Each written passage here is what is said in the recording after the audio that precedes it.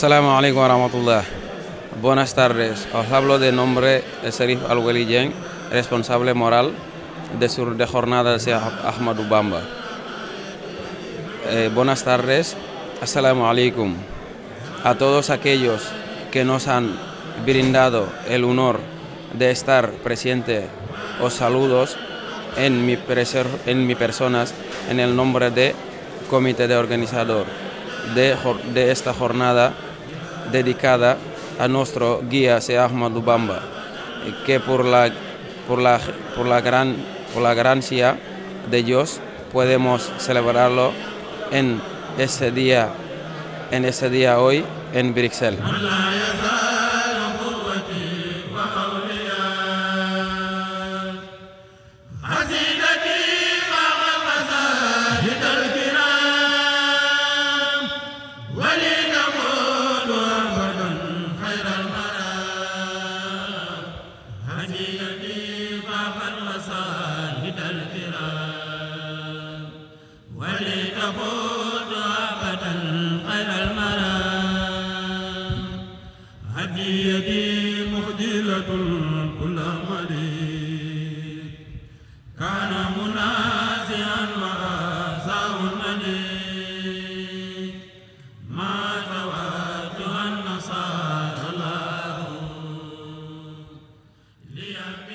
Assalamu alaikum sokhna si, on vous salue et vous souhaitons la bienvenue à la journée Cheikh Ahmadou Bamba de Bruxelles en sa première édition.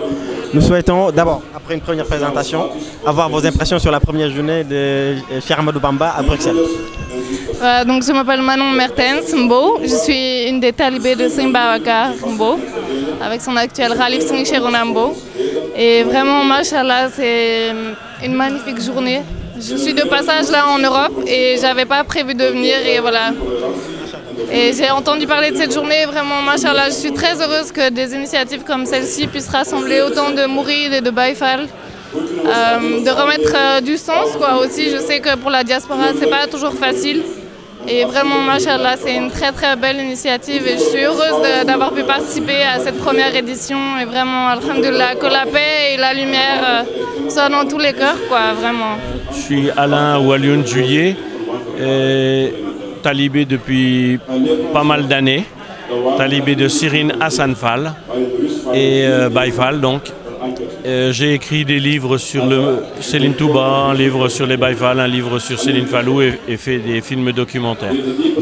Et là, je suis aujourd'hui à Bruxelles et je suis très très très content de cette première journée. Et je suis content pour Khadim, qui est l'organisateur.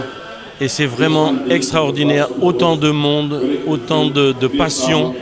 Et c'est vraiment, j'ai le cœur léger de voir que tout se passe vraiment bien, que la télé est là pour montrer, on va dire au monde entier, que les talibés, on va dire convertis, réussissent à faire quelque chose pour Céline Touba.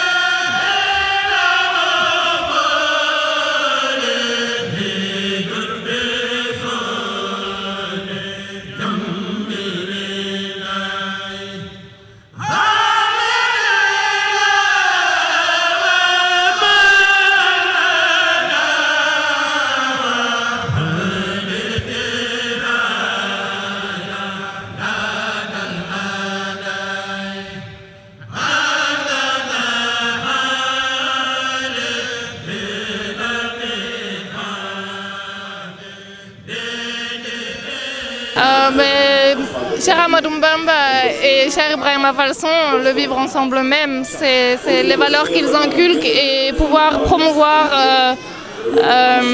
leur message et leur noble sagesse et vraiment leur lumière, quoi. C'est leur héritage, c'est vraiment important, et le fait de pouvoir se rassembler aussi aujourd'hui, le vivre en fait, voir la teranga qui est là, le comportement aussi des mourides. qui ont permis que voilà, tout le monde mange bien, tout le monde soit dans des bonnes conditions. Et vraiment, machallah, c'est ça aussi quoi, que nous indique la voie et vraiment, alhamdulillah.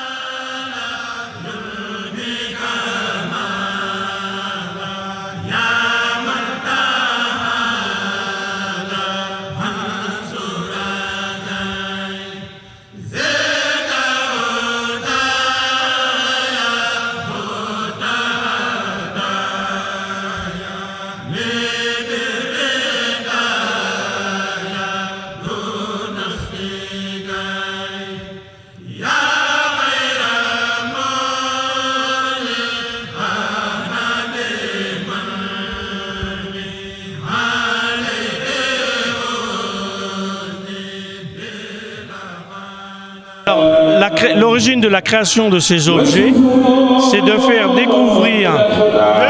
faire découvrir des particularités qu'il y a au Sénégal, bon, aussi bien les marabouts que des mosquées, et que les gens qui vont acquérir ces mosquées-là, qu'ils aillent dans n'importe quel pays, ils puissent faire découvrir à distance les marabouts et les mosquées, et de faire découvrir l'histoire de Céline Touba et de Cheikh Ibra et des marabouts. L'image de la personne que je vois ici, c'est un chef religieux. Céline Saliou Mbacké était un des fils de Cheikh Ahmadou Bamba, créateur de la Mouridia, et il a été khalife. Mais après, je peux créer tout type de photos. Là, c'était le 5e khalife, mais après, Cheikh Ibra, c'était un fidèle compagnon de Cheikh Ahmadou Bamba. Et après, il est possible de faire, par exemple, en porte-clés, ça c'était le 2e khalife des Mourides. Et puis on peut faire tout ce que l'on veut. Le but c'est de faire découvrir à certains qui ne connaissent pas, et que certains qui adorent leur marabout, qui adorent le mouridisme, aient quelque chose avec eux. Ah ouais, ça va. Comme ça, il y a toujours des gens qui découvrent. Oui, il y a toujours des gens qui découvrent, et moi je suis là juste pour faire découvrir les créations. Et ce qui m'intéresse, moi, c'est la création. Après, la commercialisation, je dirais, c'est autre chose, ça m'intéresse pas. Cette maquette, c'est la maquette de la mosquée de Touba que j'ai modélisée en 3D et que j'ai imprimée en plastique. Attention, ça pèse 3 kilos. Et après, une fois que je valide la première maquette, qui est normalement imprimée comme là-bas, comme le Lamphal, et après j'envoie le fichier en Chine, et c'est fabriqué après en cristal et or. Magnifique, magnifique. Ça, c'est un chef-d'œuvre. Un chef-d'œuvre. Super. Merci beaucoup.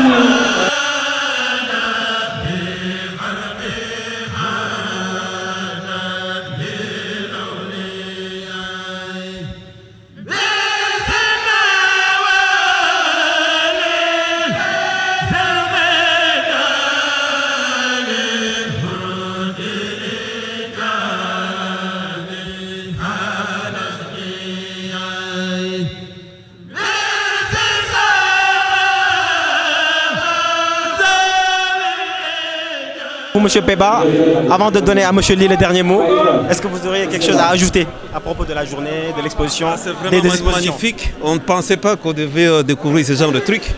Nous, on pensait que bon, ici, la prière, tout ça, mais quand on voit tout ça, en tout cas, je suis vraiment, je ne sais pas quoi se veut dire, mais en tout cas, c'est magnifique. On a vu que, moi je dirais qu'on a vu que le minimum, prochainement je souhaiterais, dans un grand espace, si on pouvait organiser un événement, dans un grand espace, avec de différents talents, comme monsieur a fait, s'il y a beaucoup d'artistes comme ça, des artisans, ça fera écho ici en Europe. Et je suis fier de ça en tant qu'Africain. Toute la communauté mouride, que Dieu vous donne une longue vie de communauté. Et ça, on a donné aujourd'hui un grand exemple à toute l'humanité. Parce qu'aujourd'hui, le monde est émaillé de guerre. Et on a besoin de la tolérance, on a besoin de parler de la paix. Et vraiment, je pense que les enseignements du Cheikh, c'est maintenant et c'est toujours actuel. Et maintenant, c'est le moment de faire connaître les équipes du Cheikh à travers du monde pour que le monde puisse s'en s'inspirer, pour que la paix revienne dans ce monde-là. Abraham.